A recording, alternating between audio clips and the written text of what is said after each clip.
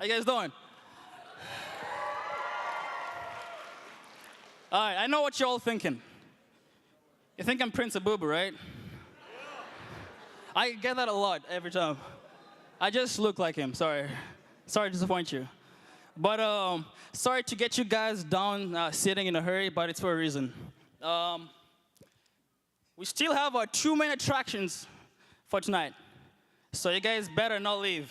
You guys know what those are? Cheetah! Cheetah? What's that? You mean Cheetos? Okay, exactly, the Cheetah. And Ronnie Khalil, a comedian. Okay,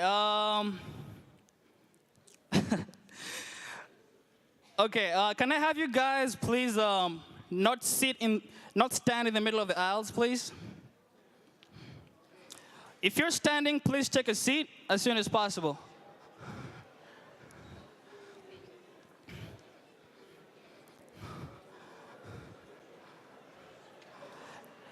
Second instruction, no noise, please.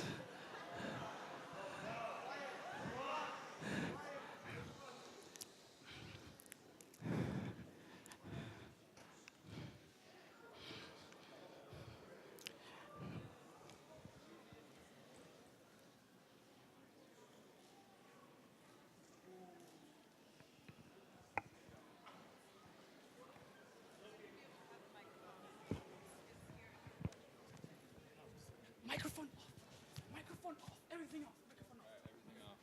Turn all the mics off, except for. Oh, hey, I'm supposed to be talking right now.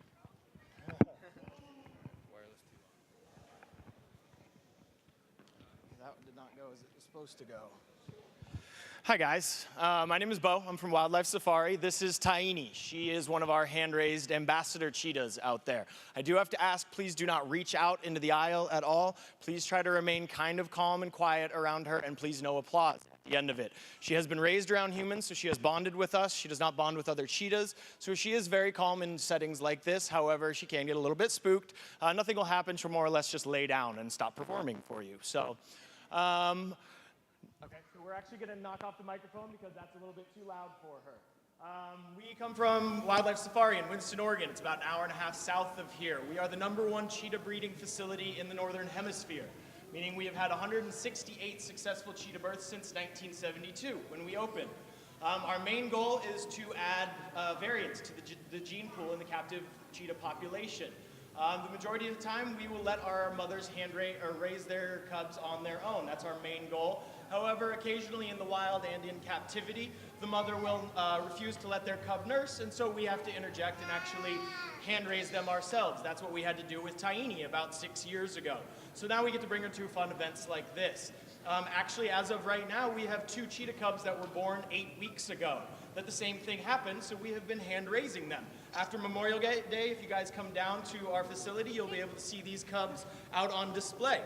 I wanted to give you a few fun facts about cheetahs. As you might know, they are the fastest land mammals. Out in the wild, they can run about 70 miles per hour. Our fastest one in captivity runs about 35 miles an hour, mainly just due to muscle development.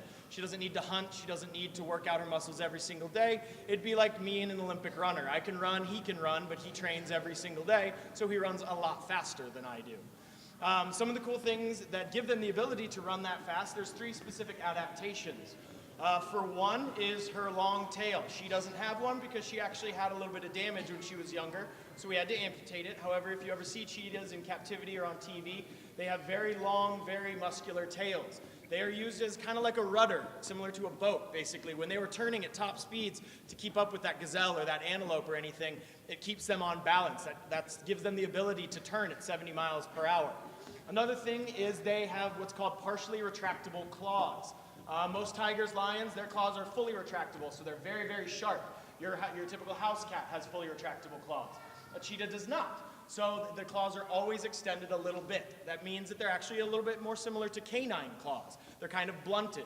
That is typically, that is a characteristic of a sprinting animal. They run a lot, so it's always digging into the earth. It gives them a lot of grit into the ground. One more adaptation is they have a very large nasal cavity.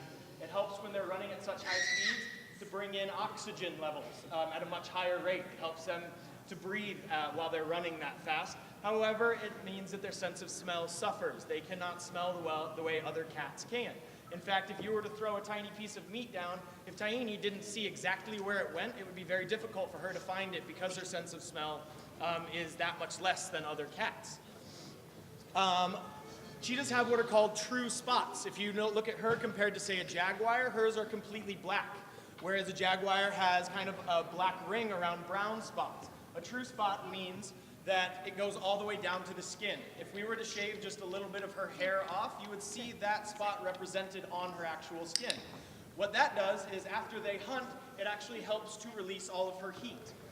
They can't actually consume any of the prey that they catch for about an hour and a half after they've been hunting because, again, when they're running at such top speeds, that builds up a lot of heat within their body, so they need to let it all dissipate. If you were to look at her on a thermal imaging camera right after she was done hunting, those black spots would be glowing bright orange because all of the heat is coming out of her body in that way. At Wildlife Safari, we like to show real-life examples of a lot of conservation efforts that are going on across the world. Please don't applaud. Please do not applaud. We have her sister, actually, that came from a litter 6 months before her. His name's Sonura. Sonura was raised with a dog. The dog is named Ellie. She is an Anatolian Shepherd, which is a very large breed of dogs that is actually used over in Africa by conservation groups. What they do is they supply these dogs for free to the local farming populations. Over there, cheetahs are not the top predators. The lions are, the jaguars are, the hyenas are. So they get pushed off of the big reserves quite often and they live on farmland. Farmers will shoot them on site. They are the way that we think of coyotes here. They're kind of like pests. So to avoid danger to them from the farmers, conservation groups have started providing these farmers with these dogs for free. As I said, Anatolians are very large dogs. They have a very large and loud bark. So if they were to be raised with a herd of cattle, then they would bond with the cattle. They would protect the cattle from the cheetah, and thus also protecting the cheetah from the cattle. So at Wildlife Safari, like I said, we like to represent that, and we do things a little bit differently. Almost every zoo that you go to will have Anatolian Shepherds if they have cheetahs. It's great to be able to have these talks and show that. However, we're one of the only places where you go and you see a cheetah and a dog in the exact same enclosure. You see them wrestling around. You see them having fun. Here's a fun fact. The dog wins those fights. You wouldn't think so, but she does. Ellie is a tough little character. At Wildlife Safari, like I said, we are the #1 breeding facility in the Northern Hemisphere. We've had 168 successful births. We are a nonprofit organization, and we are fully accredited by the AZA, the Association of Zoos and Aquariums, and we participate in a program called the SSP, the Species Survival Plan, or Program, excuse me. Basically, what that does is that they are breaking down the genetics of every cat that is in captivity, and they are letting us know who can breed with who is approved to breed with who, because out in the wild, all too often, when random cheetahs are meeting and breeding, it is actually inbreeding because the populations have been lowered so much. The genetic variance is not there. So in captivity, we don't do any form of inbreeding. Every cat has to be approved for another cat in order for them to breed. Exciting news, we actually have 2 males that are coming to us in about 2 weeks that have been fully approved to breed with all of our females. That's a very, very exciting thing so that we can have more cubs this year. We can provide more cheetah cubs to the captive environment because one of the movements is that we are no longer removing cheetahs from the wild for zoological facilities or for entertainment purposes. So we have our own populations in captivity. We can use those. We can teach all of you guys everything that we know about them. And then if each one of you goes out and tells 2 people about what you learned, and they tell 2 people, imagine how many people know more and more about this fantastic species. The Species Survival Program is used for pretty much all forms of animals. Any animal or any species that can breed in captivity, they have what's called a stud book. So basically any animal that can breed is placed in that stud book according to their genetic value. The value is basically attributed to how much we know about their genetic tree, their history, and how long it has been in their family tree since they were removed from the wild. Right now we have, I believe, 3 fully breeding males named Timbu, Frankie, and Andy. And then I believe we have 8 or 9 breeding females. somewhere along those lines. But again, we're also getting 2 more females in about 4 weeks because the SSP recognizes that we are a very, very valuable facility in that sense.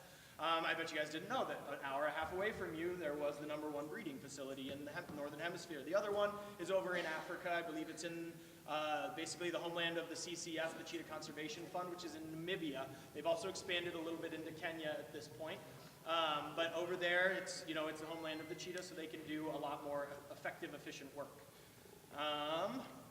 Other than that, Taini, if you notice, whenever she asks her to do a behavior, we don't call them tricks for one thing. They're called behaviors because they give us the ability to not only actually establish some form of control over her, but we can do kind of mini medical exams on her without having to interfere with her. If there was a gait right here, we could get her to do what's called an up, where she would rise up and put her claws. That lets us check her underbelly. For females, we could check their nipples if they're pregnant, things along those lines to make sure there's no discoloration, hair loss, anything like that. We use operant conditioning. If you've ever taken a psychology class, I'm sure you've heard of Pavlov's dog. That's where it started. We use the same idea with the clicker. When she hears that clicker, she knows that she did something correct and she's going to get a treat for it, and that just reiterates and shows her that she's doing what we need her to do. We're done? Okay. Well, guys, thanks for coming. Like I said, we've got 2 cheetah cubs that will be on display right around Memorial Day in our cheetah spot. Other than that, if you've never been to our park, it's a full drive-through facility. You actually get to drive your own car in a 4-mile loop, and animals come up to your door, they come up and they look at the windows. You can get closer than you have at any other zoo. So thanks for having us. Have a good night.